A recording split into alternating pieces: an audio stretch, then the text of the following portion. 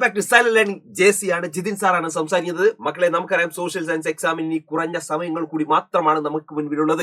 ഈ ഒരു സമയത്ത് ഏറ്റവും എളുപ്പത്തിൽ എങ്ങനെ നമുക്ക് വലിയ സ്കോറുകൾ നേടാം, അതിനായുള്ള ഒരു ഇമ്പോർട്ടന്റ് ആയിട്ടുള്ള ചില ചോദ്യങ്ങളുമായിട്ടാണ് ഞാൻ വന്നിട്ടുള്ളത്. ഒരു 2-3 ചോദ്യങ്ങൾ നമുക്ക് പറയാം. ആ ചോദ്യങ്ങൾ പഠിച്ചു കഴിഞ്ഞാൽ എളുപ്പത്തിൽ നിങ്ങൾക്ക് എന്ത് ചെയ്യാൻ പറ്റും, വലിയ മാർക്ക് സ്കോർ ചെയ്യാൻ പറ്റും. മക്കളെ, നമ്മൾ പറയാൻ പോകുന്നത് നമ്മുടെ സോഷ്യൽ സയൻസിനകത്തെ സെക്കൻഡ് ചാപ്റ്റർ ഉണ്ടല്ലോ, ദ റിവർ വാലി സിവിലൈസേഷൻ അല്ലെങ്കിൽ നദീതട സംസ്കാരങ്ങൾ എന്ന് പറഞ്ഞ ചാപ്റ്റർ ഉണ്ടല്ലോ, അതിനകത്തെ ചോദ്യങ്ങളാണ്. പ്രധാനമായിട്ട് നിങ്ങൾക്ക് ആദ്യം തന്നെ കാണേണ്ടത്, പ്രധാനമായിട്ട് നിങ്ങൾക്കറിയാം, നമ്മുടെ ഇൻഡസ് വാലി സിവിലൈസേഷന്റെ ഖനനം അല്ലെങ്കിൽ എക്സ്കവേഷൻ നടന്നിട്ടുണ്ടായിരുന്നു. അതിന് നേതൃത്വം കൊടുത്ത ആളുകളും ഒക്കെ ഒരു ഫ്ലോ ചാർട്ട് ആണ് നിങ്ങൾക്ക് കാണാൻ വേണ്ടി പറ്റുന്നത്. അതിൽ നിങ്ങൾ കണ്ടത് ഏറ്റവും ഇമ്പോർട്ടന്റ് ആയിട്ട് the archaeological survey of India, ASAയുടെ ഡയറക്ടർ ആ കാലഘട്ടത്തിൽ ആരായിരുന്നു? 1921 ASAയുടെ തലവൻ എന്ന് പറഞ്ഞാൽ നമുക്ക് അറിയുന്നതാണ്. അദ്ദേഹത്തിന്റെ പേര് എന്ന് പറഞ്ഞാൽ സർ ജോൺ മാർഷൽ ആണ്. അദ്ദേഹത്തിന്റെ പേരാണ് സർ ജോൺ മാർഷൽ. ഓക്കെ, അങ്ങനെയാണെങ്കിൽ മക്കളെ ശ്രദ്ധിക്കൂ. പ്രധാനമായിട്ടും ഹാരപ്പയിലും മോഹൻജദാരോയിലും 2 പ്രധാനപ്പെട്ട എക്സ്കവേഷന് നേതൃത്വം കൊടുത്ത ആളുകളുണ്ട്. അതിനകത്ത് നിങ്ങൾ നോക്കിയാൽ മതി.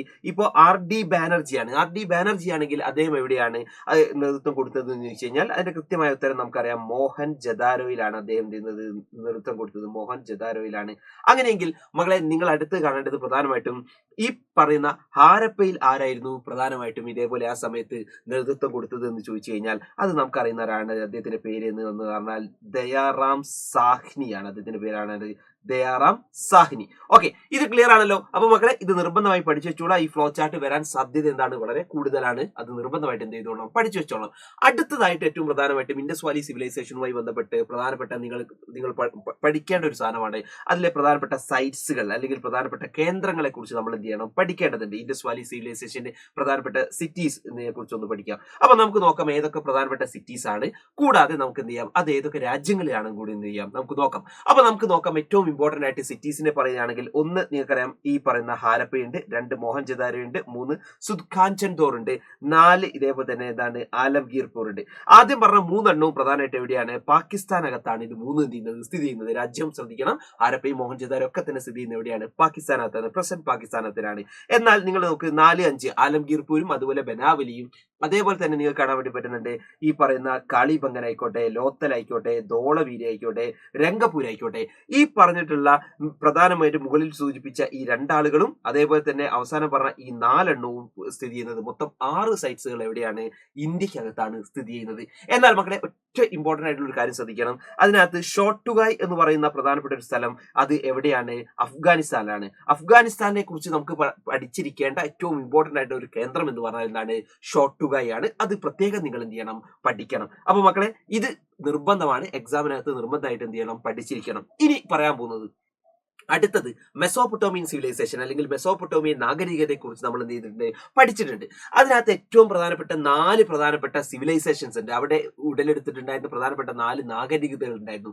അതിന്റെ പേര് എന്തൊക്കെയെന്നാണ്, ഏറ്റവും പ്രധാനപ്പെട്ട ആ 4 നാഗരികതയുടെ പേര് എന്താണ്, നമുക്ക് നോക്കാം. ആ 4 സിവിലൈസേഷൻസിന്റെ പേര് എന്തൊക്കെയാണ്. മക്കളെ, നിങ്ങൾ കണ്ടത് ഏറ്റവും പ്രധാനമായിട്ട് നിങ്ങൾ കണ്ടത് ആദ്യം തന്നെ വന്നിട്ടുള്ളത് സുമേറിയൻസ് ആണ്. ആദ്യം വന്നത്. അടുത്തത് വന്നത് ആരാണ്, ഈ പറയുന്ന ബാബിലോണിയൻസ് ആണ്. പിന്നെ അതിനുശേഷം അസീറിയൻസ് ആണ്. ലാസ്റ്റ് വൺ ഇതാണ് കാൽഡിയൻസ് ആണ് വന്നിട്ടുള്ളത്. ഇങ്ങനെ ഓർഡറിലാണ് എന്ത് ചെയ്യുന്നത്, വന്നിട്ടുള്ളത്. ഇത് പഠിക്കണമെങ്കിൽ നിങ്ങൾക്ക് ഒരു കോഡ് കൂടി എന്ത് ചെയ്യാം, ഞാൻ ഇതൊന്ന് പഠിപ്പിച്ചു തരാം. ഈ പറയുന്ന കോഡ് ഇതാണ്. സുമയുടെ ബേബി സിസേറിയനിലൂടെ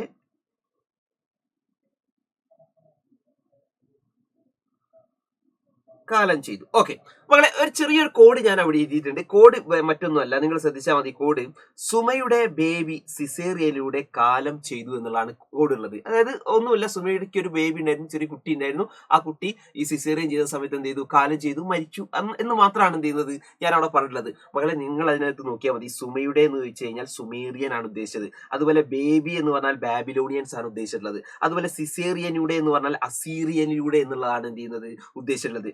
കാലം ചെയ്തു എന്ന് പറഞ്ഞാൽ കാലം എന്ന് ഉദ്ദേശിച്ചത് കാൽഡിയൻ എന്നുള്ളതാണ്. അപ്പൊ ഇങ്ങനെ ഒരു കോഡിലൂടെ നിങ്ങൾക്ക് എന്ത് ചെയ്യാം, ഈസി ആയിട്ട് ഇത് എന്ത് ചെയ്യാം, പഠിച്ചു വെക്കാം. അപ്പൊ മക്കളെ, നമ്മളിപ്പോ മുകളിൽ പറഞ്ഞിട്ടുള്ള ഈ പ്രധാനപ്പെട്ട 3 ഇമ്പോർട്ടന്റ് ആയിട്ടുള്ള ചോദ്യങ്ങളും നിർബന്ധമായിട്ട് പഠിച്ചു വെച്ചോളാം. കാരണം ഈസി ആയിട്ട് നിങ്ങൾക്ക് പഠിച്ചു വെക്കാവുന്നതും ഈസി ആയിട്ട് മാർക്ക് നേടാവുന്നതുമായിട്ടുള്ള ചോദ്യങ്ങളാണ്. സോ എല്ലാ ആൾക്കാർക്കും നല്ല മാർക്ക് കിട്ടട്ടെ. So all the best. By.